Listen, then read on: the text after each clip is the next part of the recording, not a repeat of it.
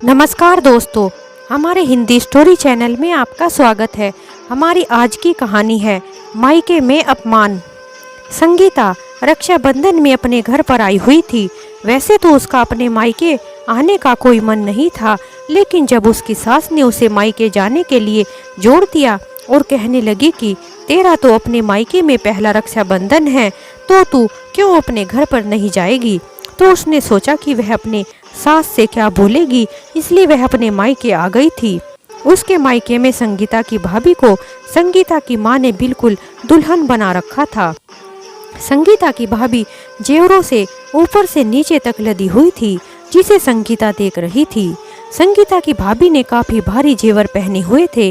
वह अपनी भाभी को इतने सारे जेवरों में सजा हुआ देखकर हैरान हो रही थी। संगीता की माँ ने संगीता की तरफ देखा और बोला, इस तरह से क्या देख रही है? क्या तू अपनी भाभी को नजर लगाएगी? क्या तुझे अपनी भाभी से जलन हो रही है? अपनी भाभी के जेवर देखकर तेरी भाभी के पास इतने सारे जेवर हैं, लेकिन तेरे पास तो इतने जेवर है ही नहीं। यह तो नसीबों की बात होती है। तुम्हारी भाभी को इस घर में आना था, यह तो उसका अच्छा नसीब था और उसकी किस्मत में इतने सारे जेवर थे, और मेरी बहू बनने का सौभाग्य मिलना था। मेरे खानदान का वारिस उसने पैदा किया है, तो उसे तो यह सब मिलना ही था। यह तो उसका हक बनता है। अब तेरा क्या नसीब है, यह तो तुझे ही पता है और तेरी सास को पता है। संगीता अपनी माँ की ऐसी बातें सुनकर खड़ी की खड़ी रह गई।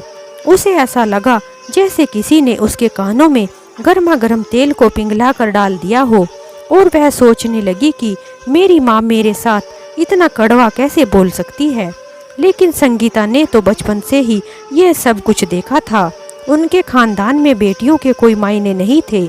उनके खानदान में यही कुछ चलता था। उनके लिए तो बेटा ही सब कुछ होता था। बेटियां तो केवल इस घर से लेकर दूसरे घर तक चली जाएंगी, इसलिए बेटे बहू भी उनके घर में सब कुछ माने जाते थे। बेटियों का तो उनके घर में कोई अस्तित्व ही नहीं था। बेटियों को तो बोझ समझा जाता था। उन्हें ज्यादा लाड़ प्यार भी नहीं किया जाता था। संगीता की बुआ का उस घर में कोई ज्यादा महत्व नहीं था। उसकी दादी के लिए भी उसके बेटा बहू ही मायने रखते थे। उसे संगीता के माता पिता ने भी अपने खानदान की परंपरा को भली भांति आगे बढ़ाया था। बचपन से ही संगीता को कोई खास लाड़ प्यार नहीं मिला था, ना ही कोई सुख सुविधा मिली थी। बस उसके माँ बाप उसे पाल पोस रहे थे, यह सोचकर कि उसे दूसरे घर भेजना है, इसलिए उसका पालन पोषण कर रहे थे। इससे ज्यादा उनके लिए और कोई लड़की का मोल नहीं था। संगीता के भाई की शादी हुई थी, तो उसे ऐसा लगा था कि जब उसकी भाभी घर में आएगी उसे एक सहेली मिल जाएगी, अपनी भाभी के साथ एक अच्छी दोस्त बनकर रहेगी। लेकिन उसकी भाभी ने तो अपने ससुराल का माहौल देखते ही समझ गई थी कि उनके घर में लड़कियों को कोई महत्व नहीं दिया जाता है, और संगीता की भाभी ने आते ही अपनी नंद की बेइज्जती करनी शुरू कर दी थी। उसे समझ में आ गया था कि इस घर में संगीता का कोई महत्व नहीं है। उसके सास ससुर तो सिर्फ और सिर्फ बेटों को ही महत्व देते हैं। संगीता को अपने मायके में कभी भी कोई सुख नहीं मिला था और ना ही कोई संपत्ति मिली थी, और थोड़े बहुत पैसों में ही उसकी शादी कर दी गई थी। उसके माँ बाप ने तो बस एक फॉर्मेलिटी निभाते हुए उसकी शादी के सभी कामों को भी निपटा दिया था। संगीता को उसके सास ससुर ने देखते ही पसंद कर लिया था। उन्होंने किसी शादी में संगीता को देखा था और उन्होंने अपनी तरफ से ही संगीता के लिए रिश्ता भी भिजवा दिया था। जब लड़के वालों की तरफ से ही रिश्ता आया, यह देखकर संगीता के माता पिता को लगा उन्होंने तो हमारी बेटी को पहले ही पसंद कर लिया है, तो उससे संगीता उन्हें पहले ही पसंद है, तो फिर हम उसकी शादी में कोई फालतू का खर्चा क्यों करें। और सोचने लगे कि चलो इसकी खूबसूरती किसी काम तो आई, वरना हमें फालतू में ही काफ़ी खर्च करना पड़ता। अब तो सस्ते में ही काम निपट जाएगा, इसलिए उन्होंने थोड़े से पैसों में ही संगीता की शादी को निपटा कर उसके ससुराल भेज दिया था। संगीता के सास ससुर को बस संगीता जैसी बहू चाहिए थी, उन्हें और कुछ भी नहीं चाहिए था। वह तो ऐसी बहू चाहते थे कि संगीता जैसी बहू घर में बहू बनकर आए। ससुराल में बहू बनकर आ गई थी। उसे अपने ससुराल में सम्मान और प्यार मिला, लेकिन संगीता ने आज तक अपने ससुराल में यह नहीं बताया था कि उसके मायके में उसके साथ कैसा व्यवहार होता था। उसके मायके में बेटियों की कोई वैल्यू नहीं थी। यदि वह ससुराल में अपने मायके की बुराई करती, ससुराल में भी उसकी इज्जत कुछ कम रह जाती। यही सोचकर वह चुप हो जाती थी कि कहीं अगर मेरे ससुराल में अगर पता लग गया तो कहीं उसकी ज़िंदगी ही खराब ना हो जाए। इसलिए वह कभी भी अपने ससुराल में अपने मायके की बुराइयां नहीं करती थी। संगीता के ससुराल का माहौल बहुत ही अच्छा था। संगीता की भी एक नंद थी और वह भी शादीशुदा थी, लेकिन उसके ससुराल में ऐसा कोई माहौल नहीं था कि वह अपनी बेटी के साथ भेदभाव करें। अपनी बेटी से वह बहुत प्यार करते थे। उसके ससुराल में बेटी और बहू दोनों को समान समझा जाता था, कोई भी भेदभाव नहीं किया जाता था। उसकी नंद का उसके मायके में बहुत मान सम्मान होता था और जब वह अपने मायके आती थी तो उसके घर वाले उसे काफ़ी कुछ देकर विदा करते थे। और जब कभी भी उसकी नंद मायके आती थी तो उसके मम्मी पापा उसे बहुत लाड प्यार करते थे। उसे अपने घर में बहुत मान सम्मान मिलता था। लेकिन संगीता के मायके में तो इसका एकदम उल्टा था। वह तो लड़कियों को वैल्यू भी नहीं देते थे। लेकिन आज तो उसकी माँ ने उसे एक और ताना दे दिया था कि वह अपनी भाभी के जेवर को देखकर जल रही है। ऐसी बातें सुनकर संगीता की आंखों में आंसू छलक आए थे। संगीता सोचने लगी कि यह कैसी माँ है। माँ पिता और भाई के मामले में मैं तो बिल्कुल बदनसीब थी। वह सोचने लगी कि मैं कितनी बदनसीब हूँ जो मेरी माँ पिता भी मुझे प्यार नहीं करते हैं। संगीता यह सब सोच ही रही थी कि तभी उसकी फ़ोन की घंटी बजी। संगीता की सास का फ़ोन था। वह कहने लगी कि अरे संगीता बेटी, अगर तुमने राखी बांध दी हो तो तुम जल्दी से आ जाओ, तुम्हारी नंद तुम्हारा इंतजार कर रही है, वह भी तो तुम्हें राखी बांधेगी। संगीता ने जवाब दिया, हाँ माँ जी, मैं तुरंत ही आ रही हूँ, राखी तो मैंने बांध दी है। इतना कहकर संगीता वहां से जाने लगी। संगीता की जब से शादी हुई थी उसके बाद पहली बार वह अपने मायके आई थी, लेकिन उसके घर वालों से उसका मान सम्मान भी नहीं किया गया। जाते वक्त बस उसकी माँ ने उसे 100 रुपये शगुन का लिफाफा पकड़ा दिया और उनके हिसाब से बेटियां तो बस लेने के लिए ही पैदा होती हैं और उन्हें कितना दिया जाए। संगीता यह कहकर मैं जा रही हूँ इतना कहकर बाहर निकल गई। लेकिन उसके भाई भाभी भी उसे बाहर तक छोड़ने के लिए नहीं आए। उनके अंदर इतना घमंड था। आज संगीता को बहुत अपमान महसूस हो रहा था। शादी के बाद आज वह पहली बार अपने घर आई थी, लेकिन फिर भी उसके घर वालों ने उसे कोई वैल्यू नहीं दी थी। आज तो संगीता ने यह बर्दाश्त नहीं हो पा रहा था। शादी से पहले जो होता था वह तो बर्दाश्त कर लेती थी, लेकिन आज वह शादीशुदा है, उसे यह बेइज्जती बर्दाश्त नहीं हो रही थी। उसे ऐसा लगा था कि जब वह अपने मायके जाएगी तो शायद अब उसके घर का माहौल कुछ अलग होगा, लेकिन ऐसा कुछ भी नहीं था। सब कुछ पहले जैसा ही था, बल्कि उससे ज़्यादा ही उसे और अपमान महसूस हुआ, जो कि उसके चेहरे पर साफ साफ दिखाई दे रहा था। उसका उतरा हुआ चेहरा देखकर उसके ससुराल वालों को समझ में आ रहा था कि कोई ना कोई बात तो जरूर है जो संगीता इतनी चुप चुप सी है। वह देख रहे थे कि जब से वह अपने मायके से आई है एकदम खामोश हो गई है और कुछ बता भी नहीं रही है। संगीता के सास और उसके पति ने संगीता से पूछा, संगीता क्या कुछ हुआ है? लेकिन संगीता ने कहा नहीं, कुछ भी नहीं। चुपचाप बैठकर राखी बंधवाने लगी। संगीता की नंद ने संगीता और अपने भाई को राखी बांधी। संगीता के पति ने तुरंत ही अपनी जेब से 2100 रुपये निकालकर अपनी बहन को दिए, जिसे संगीता देखती ही रह गई। उसे तो विश्वास ही नहीं हो रहा था कि कोई अपने घर की बेटियों के लिए इतना भी कर सकता है। तभी संगीता की सासू माँ एक जेवर का डब्बा लेकर आई और संगीता के हाथ में थमाती हुई बोली, इसे अपनी नंद को दे दो संगीता। डब्बा खोलकर देखा तो उसमें एक सोने का सेट था। संगीता ने सोने का सेट अपनी नंद को दे दिया। उसे लेकर उसकी नंद बहुत खुश हुई और कहने लगी कि मेरे तो कितने मज़े हैं, मेरी तो राखी के त्योहार पर मौज हो जाती है। मेरे तो दोनों हाथों में लड्डू होते हैं, एक में भैया देते हैं और दूसरे में भाभी देती है। मैं कितनी खुशनसीब हूँ जो भगवान ने मुझे ऐसे भैया भाभी दिए हैं। इतना कहकर अपने भाई भाभी को गले से लगा लेती है। संगीता की नंद के इतना कहने पर सभी जोर जोर से हंसने लगते हैं। संगीता के ससुराल का माहौल उसके मायके से बिल्कुल अलग था। उसके बाद संगीता की सासू माँ अपनी बेटी को काफ़ी कुछ देकर विदा करती थी। उसकी नंद जब भी अपनी मायके आती थी उसका बहुत ज़्यादा सम्मान किया जाता था। संगीता भी बहुत खुश होती थी। उसे भी अच्छा लगता था कि कम से कम उसके ससुराल में तो लड़कियों को इज्जत दी जाती है। जो लाड़ प्यार की वह हकदार है, कम से कम वह लाड़ प्यार उसे उसके ससुराल वाले तो दे ही रहे हैं। मैं अपनी नंद के लिए काफ़ी खुश थी। संगीता सोचती थी कि कम से कम किसी घर की बेटी तो सुखी है, पर आज संगीता के चेहरे पर किसी भी प्रकार की चमक नहीं थी। वह चाहकर भी अपने दुख को छिपा नहीं पा रही थी। वह यह कोशिश कर रही थी कि किसी को कुछ भी पता ना चले। अपने दुख को छुपाने की लाख कोशिश कर रही थी, लेकिन फिर भी उसके मायके का दुख उसके चेहरे पर झलक रहा था। जब संगीता रसोई घर में पूरियां बना रही थी तब संगीता की सास पीछे से आकर बोली, बेटी संगीता, अब बात बता भी दे, तेरे दिल में क्या बात है? क्या तुझे कोई परेशान कर रही है बात? अगर तुझे सही लगे तो मुझे बता सकती है, इससे तेरा मन भी हल्का हो जाएगा। लेकिन संगीता ने मना कर दिया।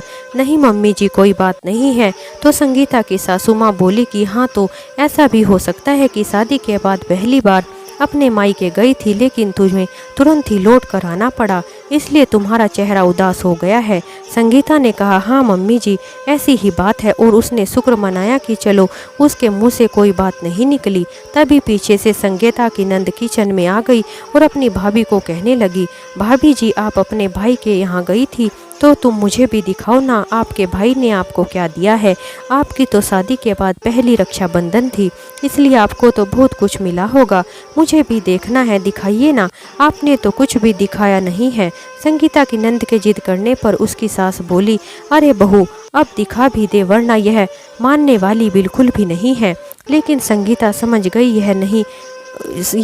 गई कि अब वह क्या बोले, क्योंकि उसे तो कुछ मिला ही नहीं था।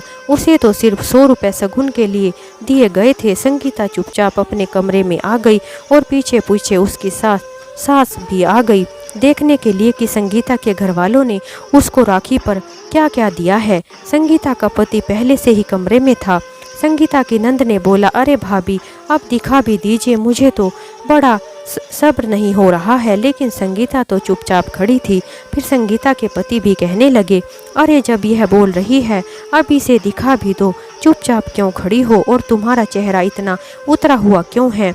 अब तो संगीता के पास कुछ कहने के लिए बचा ही नहीं था। उसके पास कोई जवाब नहीं था। वह कहती ही क्या और दिखाती ही क्या, जब उसे कुछ मिला ही नहीं था।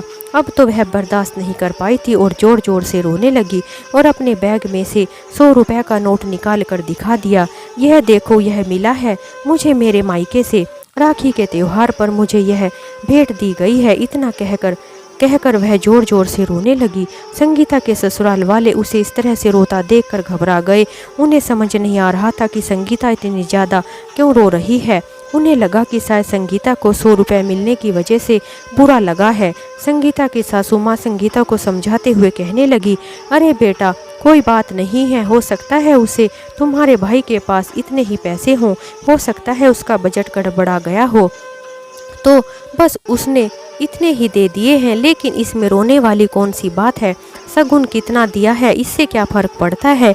लेकिन इसमें रोने वाली कौन सी बात है? तुम रो क्यों रही हो? हमने तो बस मजाक मजाक में कह दिया था कि तू भी बता तुम्हारे घर से क्या मिला है, लेकिन तुमने तो शायद अपने दिल पर ले लिया है। संगीता बेटी, तू चुप हो जा। इस बार नहीं मिला तो कोई बात नहीं, अगली रक्षाबंधन पर तुम्हारा भाई तुम्हें दे देगा। इसमें दिल छोटा करने वाली कौन सी बात है? संगीता बोली, नहीं मम्मी जी, ऐसा कुछ भी नहीं है। मेरे मायके से मुझे कभी भी कुछ भी नहीं मिलने वाला है। मेरे घर वाले आप लोगों के जैसे बिल्कुल भी नहीं हैं।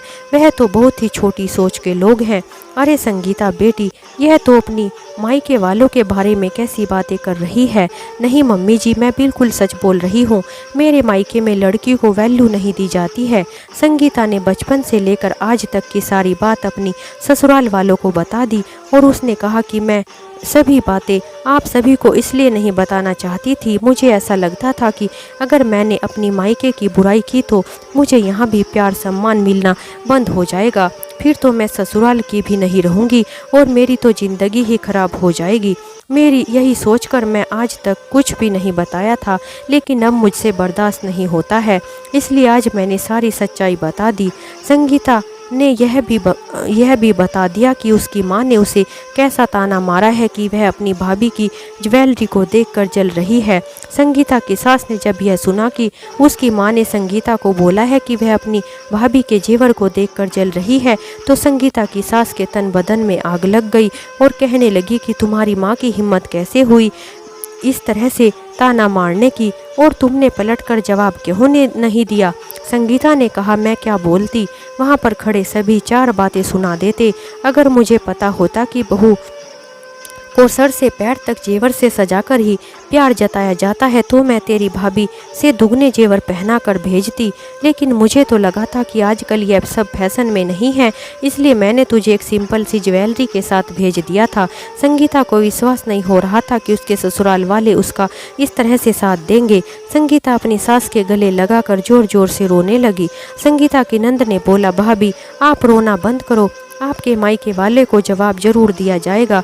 मुझे पता तो चले कि उनकी बहू से कहीं ज़्यादा भाग्यशाली है और कहीं ज़्यादा सुंदर है, सबसे ज़्यादा बड़े घर में शादी करके आई है, जिसका उन्हें अभी तक पता ही नहीं है। अभी तक हमारे बारे में कुछ भी पता ही नहीं है। उन्हें तो अभी तक वही पता है जितना हमने उन्हें दिखाया है। हमारे घर में क्या है क्या नहीं है यह तो उन्होंने अभी तक देखा ही नहीं है, तभी तो हवा में ऐसी बातें कर रहे हैं। संगीता की सास ने बोला, आप चिंता मत कीजिए, भगवान की दया से हमारे पास रुपए पैसों की कोई कमी नहीं है। हमें भगवान ने बहुत आशीर्वाद दिया है, किसी भी तरह की कोई कमी नहीं की, लेकिन हम उनका दिखावा नहीं करते हैं। अपनी शान शौकत का दिखावा करना तो छोटे लोगों की पहचान होती है। सभी की बातें सुनते सुनते संगीता के ससुर भी कमरे में आ गए थे और कमरे में आकर संगीता के सर पर हाथ रखकर बोले, हाँ बेटी, भगवान की दया से हमारे पास बहुत कुछ है, क्योंकि मैंने खुद अपनी मेहनत से कमाया है। इसके साथ ही साथ पुश्तैनी जमीन जायदाद भी मेरे पास बहुत ज़्यादा है, लेकिन मेरा मानना यह है कि दिखावा करने से कोई फ़ायदा नहीं होता। इमेज तो तुम्हारे मायके वाले ही कर सकते हैं। हमारे घर की बहू को ऐसी बातें बोल सकते हैं तो उन्हें तो जवाब देना ही बनता है। ससुर ने अपनी पत्नी को बोला, मेरी बहू के लिए एक से एक भारी जेवर बनवाओ, अगर तुमने पहले से बनवा कर रखे हैं तो उनको निकलवा लो। जी बिल्कुल। बातें सुनकर संगीता कहने लगी, आप सभी क्या करने वाले हैं? तो संगीता की नंद ने जवाब दिया, अरे भाभी कुछ ज़्यादा नहीं, 2 महीने बाद आपकी शादी की सालगिरह आने वाली है, बस उसी की तैयारी करनी है और आपकी शादी की सालगिरह को बहुत अच्छे से मनाने वाले हैं। पहले तो हम सिंपल तरीके से मनाना चाह रहे थे, लेकिन अब तुम्हारे मायके वालों के चाल चलन देखकर अब शाही अंदाज में तुम्हारी शादी की सालगिरह मनाएंगे। तुम्हारी सालगिरह पर ऐसी पार्टी करेंगे कि पूरा शहर देखता रह जाएगा। दिखाना नहीं चाहते थे, लेकिन करना तो पड़ेगा ही, आखिर आपकी माँ को जवाब जो देना है। उन्होंने हमारी भाभी को रुलाया है, इसलिए उन्हें जवाब देना तो बनता है। शादी के पहले उन्होंने जो किया सो किया, अब उनकी हिम्मत नहीं है कि वह हमारी भाभी को कुछ भूलने की हिम्मत भी करे। अपनी नंद की ऐसी बातें सुनकर संगीता ने उसे अपने गले से लगा लिया और जोर जोर से हंसने लगी। अपने दिल की बात बताकर आज तो संगीता को भी कुछ अच्छा लग रहा था। उसे लग रहा था जैसे उसके दिल पर से एक बहुत भारी बोझ उतर गया हो। संगीता इस बात से काफ़ी खुश थी कि कम से कम उसके ससुराल वाले तो उसके मायके जैसे बिल्कुल भी नहीं हैं। उसे उसके मायके वालों को लेकर कोई भी परेशानी नहीं है। संगीता की सास बातें करके उसके सास ससुर और नंद संगीता को यह कहकर कि अब तुम आराम करो, हम चलते हैं, कमरे से बाहर निकल गए थे। संगीता के पति ने संगीता को बोला कि अरे संगीता, तुम्हारे दिल में इतनी सारी बातें छिपी हुई थी, लेकिन तुमने मुझे आज तक क्यों नहीं बताया था? उसने बोला, मुझे डर लगता था कि कहीं अगर मेरे ससुराल वालों को यह सब पता लग गया तो मेरे ससुराल वाले भी मुझे बोझ समझने लगेंगे। मायके वाले तो मुझे कुछ भी नहीं समझते हैं, कहीं मेरी जो थोड़ी बहुत इज्जत है वह भी ना चली जाए, बस इसी वजह से डर जाती थी। मुझे पता होता कि मेरे ससुराल में सभी इतने अच्छे हैं तो क्या मैं पहले नहीं बताती। तुम्हारी माँ ने तुम्हारे साथ बहुत गलत किया है। मुझे भी यह सुनकर बहुत गुस्सा आ रहा है, मुझे भी बहुत बुरा लग रहा है। जब मुझे इतना बुरा लग रहा है तो तुम्हारे ऊपर क्या बीती होगी यह तो मैं सोच भी नहीं सकता हूँ। आखिर उनकी हिम्मत कैसे हुई मेरी पत्नी के साथ ऐसी बातें करने की। वैसे देखा जाए तो इसमें मेरी भी गलती है, मुझे तुम्हारे साथ जाना चाहिए था। अगर मैं तुम्हारे साथ होता तो शायद यह सब कुछ नहीं होता। खैर छोड़ो, जो हो गया सो हो गया, अब उन्हें जवाब तो जरूर दिया जाएगा। संगीता की सास ने अगले दिन ही सभी तैयारियां शुरू कर दी थी। संगीता की मां का जवाब देने के लिए उसने अपना मन बना लिया था। संगीता को लेकर ज्वेलरी के शोरूम में गई और बोली कि मुझे आज के लेटेस्ट फैशन के हर टाइप की ज्वेलरी चाहिए और वह भी लेटेस्ट फैशन की, और मुझे इतनी सारी जेवर चाहिए कि मेरी बहू के कपड़े कम दिखें और ज्वेलरी ज़्यादा दिखे, और सभी ज्वेलरी बिल्कुल लेटेस्ट और फैंसी होनी चाहिए। संगीता बोली, माँ जी आप यह क्या कर रही हैं, इसमें तो बहुत सारा पैसा लग जाएगा, हमें इतनी ज्वेलरी की क्या ज़रूरत है। तो संगीता की सास ने बोला, तुम चिंता बिल्कुल भी मत करो, तुम्हारी दादी सास ने तुम्हारे लिए बहुत सारी पुश्तैनी जेवर छोड़े हैं, लेकिन वह इतने पुराने डिजाइन के हैं शायद वह तुम्हें पसंद ना आए, और वह बहुत भारी भी हैं। उनमें से तुम्हारे लिए नए जेवर बनवा दूंगी। चाहती तो मैं तुम्हारे लिए अपने आप से ही जेवर बनवा देती, लेकिन इतने सारे पुश्तैनी जेवर पड़े हैं जिनका मुझे पता है कि तुम उन्हें पहनने वाली नहीं हो, क्योंकि वह बहुत फैशन के नहीं हैं, और उन्हें तुड़वा कर नए जमाने के जेवर बनवा देती हूँ। वैसे हमें फालतू पैसा उड़ाने में विश्वास नहीं है, लेकिन यह तो सिर्फ तुम्हारी माँ को दिखाने के लिए करना पड़ रहा है, जो कि बहुत ज़रूरी हो गया है। और वैसे भी हमारे पास जो कुछ भी है वह सब तुम्हारा ही तो है। बेटी को तो हमने पहले ही बहुत कुछ दे दिया है और अब यह सब कुछ तुम्हारा ही है। और तुम्हें तो पता है कि जब भी हमारी बेटी मायके आएगी तो तुम दोनों ही उसे कभी खाली हाथ नहीं जाने दोगे। संगीता ने कहा, हाँ माँ जी, मैं ऐसा कभी होने भी नहीं दूंगी। संगीता की सास ने बोला, हमने शादी में भी तुम्हें काफ़ी जेवर चढ़ाए थे, लेकिन वह सब नॉर्मल थे। तुम्हें तो हमने बताया है कि हमें दिखावा पसंद नहीं है, इसलिए जैसा सब लोग करते हैं हमने भी उसी हिसाब से सब कुछ कर दिया था, क्योंकि हमें सादगी पसंद है। लेकिन यदि पता होता कि तुम्हारे घर वालों की सोच ऐसी है तो शादी में ही तुम्हें ऐसे ही जेवर चढ़ाते कि उन्हें देखकर सबकी आंखें खुली की खुली रह जाती। लेकिन कोई बात नहीं, जो हम जब नहीं कर पाए थे वह अब कर देंगे। अब तुम्हारी शादी की सालगिरह में उनकी आंखें तुम्हें देखकर पलक झपकाना भूल जाएंगी। संगीता की सास ने ज्वेलर को बोला कि संगीता के साथ साथ उनके बेटे के लिए भी एक भारी चैन और एक ब्रेसलेट, सभी उंगलियों में अलग अलग अंगूठियां बना देना जो डायमंड की होनी चाहिए और काफ़ी हैवी भी दिखनी चाहिए। शादी की सालगिरह आखिर उसकी भी तो है। ज्वेलर ने कहा, जी ठीक है, जैसा आपने कहा है बिल्कुल वैसा ही सब कुछ तैयार हो जाएगा, आपको सब कुछ टाइम पर मिल जाएगा। सभी तैयारियां होने के साथ साथ एनिवर्सरी का दिन भी आ गया और संगीता के मायके वाले भी उस पार्टी में आने वाले थे। बहुत बड़ी पैमाने पर पार्टी का आयोजन किया गया था। पार्टी की जोरों शोरों से तैयारी की गई थी। आने वाले सभी लोग यह बोल रहे थे कि इस पार्टी में तो शादी से भी ज़्यादा इंतजाम किया गया है, लगता है कि इनको कुछ ज़्यादा ही अच्छी बहू मिल गई है, जिसकी खुशी में इन्होंने इतनी बड़ी पार्टी का आयोजन किया है। संगीता के ससुर ने बोला, आप बिल्कुल सही कह रहे हैं, हम तो बहुत नसीब वाले हैं जो हमें संगीता जैसी बहू मिली है, इसलिए उसका हक तो बनता है कि उसकी शादी की सालगिरह पर एक ऐसी पार्टी का आयोजन किया जाए जिसमें सभी लोग उन्हें बधाई दे सकें। थोड़ी देर के बाद संगीता के मायके वाले भी आ जाते हैं और जब वह रिसोर्ट के अंदर घुसते हैं तो उनकी आंखें वहाँ की शान और शौकत को देखकर खुली की खुली रह जाती है। उन्हें तो समझ नहीं आ रहा था कि एनिवर्सरी पर भी कोई इतना पैसा खर्च कर सकता है। एनिवर्सरी के लिए इतनी तैयारी की गई थी कि और इतना तामझाम किया गया था कि उसे देखकर सभी की आंखें फटी की फटी रह गई थी। संगीता की माँ तो अपनी आदत से मजबूर होने की वजह से अपनी बहू को जेवरों से सजा कर लाई थी और उसकी माँ के अनुसार उनकी बहू से ज़्यादा जेवर तो किसी ने पहना भी नहीं होंगे और संगीता ने तो बिल्कुल भी नहीं। उसकी माँ तो अभी भी ऐसा ही लग रहा था कि भले ही इतने बड़े रिसोर्ट में पार्टी कर दी लेकिन पहनने ओढ़ने में तो मेरी बहू से संगीता पीछे ही होगी। संगीता की माँ बड़े ही गुमान से अंदर आ रही थी और एक घमंड के साथ पार्टी में आ गई। और जब उसकी माँ स्टेज पर मिलने के लिए संगीता और उसके पति के पास आई तो अपने दामाद को देखते ही हैरान रह गई और संगीता की भाभी तो मानो पागल सी हो गई थी। उनके दामाद ने बहुत महंगे डिजाइनर कपड़े पहने हुए थे और साथ ही साथ संगीता की नंद और सास ससुर ने भी महंगे डिजाइनर कपड़े पहन रखे थे और संगीता भी बिल्कुल लेटेस्ट वह ट्रेंडी ज्वेलरी से सजी हुई बैठी थी। उसने इतनी ज्वेलरी पहनी हुई थी कि उसके कपड़े भी दिखाई नहीं दे रहे थे। उसकी सारी ज्वेलरी एक से बढ़कर एक थी और एकदम नई फैशन की ज्वेलरी थी। उसकी ज्वेलरी को देखकर पता चल रहा था कि बहुत महंगी होगी। उसके आगे संगीता की भाभी की ज्वेलरी तो कुछ भी नहीं थी। संगीता की भाभी और उसकी माँ संगीता को देखती ही रह गई थी। उनके दामाद ने काफ़ी मोटी चैन और अंगूठियाँ पहनी हुई थी जो कि संगीता का भाई देखता ही रह गया क्योंकि उसने जेवर के नाम पर कुछ भी नहीं पहना हुआ था। संगीता के मायके वालों को भी विश्वास नहीं हो रहा था कि संगीता की किस्मत इतनी अच्छी है।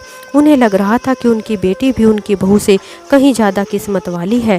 तभी वहाँ पर संगीता की सास भी आ गई और बोली, और समधन जी क्या हालचाल है। संगीता के ऊपर से बिना नज़र हटाए संगीता की माँ और भाभी बोली, ठीक ठाक हैं और आप बताइए कैसे हैं। संगीता की सासू माँ तो इसी मौके का इंतजार कर रही थी कि उन्होंने तभी बोला, अरे ऐसे क्या देख रही हो मेरी बहू को।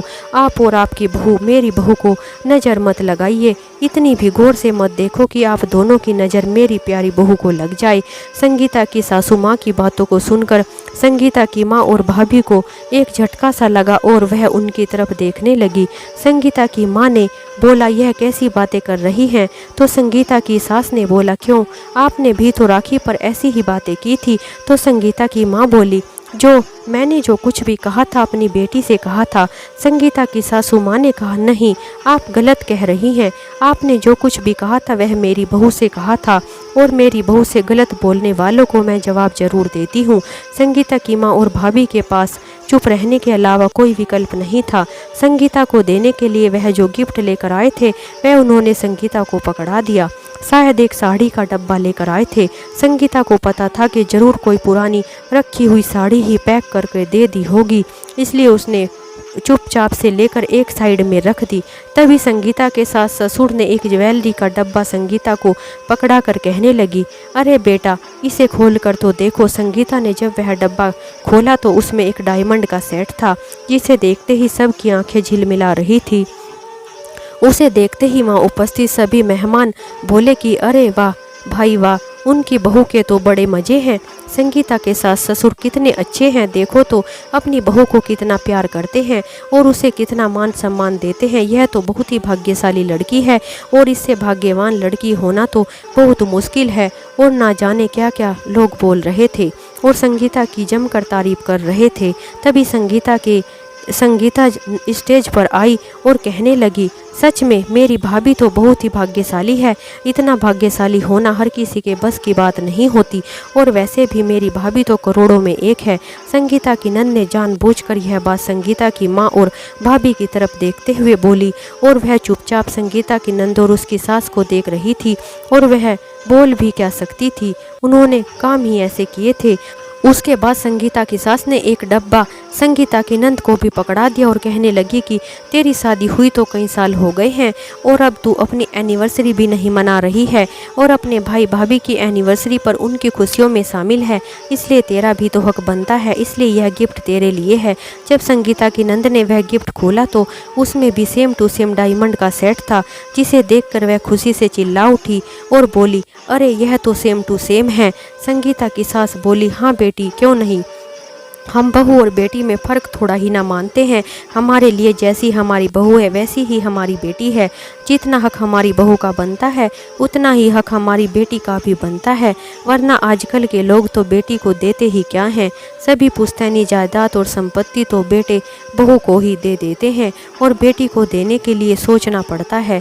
उसे तो शगुन के नाम पर 100 रुपये पकड़ा देते हैं। और वैसे भी यह कहा जाता है कि बेटी को जितना देंगे उतनी बरकत होगी। और जो लोग बेटियों को कुछ भी देने से भागते हैं और जो ऐसा करते हैं, आज नहीं तो कल इसका फल तो उन्हें भुगतना ही पड़ता है। आखिर क्यों लोग बेटियों को बोझ समझते हैं? यह लोग यह क्यों नहीं समझते कि अगर बेटियां नहीं होंगी तो बहू कहाँ से आएगी? संगीता की सास ने यह बात संगीता की माँ की तरफ देखते हुए बोली। संगीता की नंद बोली कि मुझे तो अपने मायके में गिफ्ट वगैरह से कोई मतलब नहीं है। बस मेरा मतलब तो मेरे मायके में होने वाले सम्मान से है।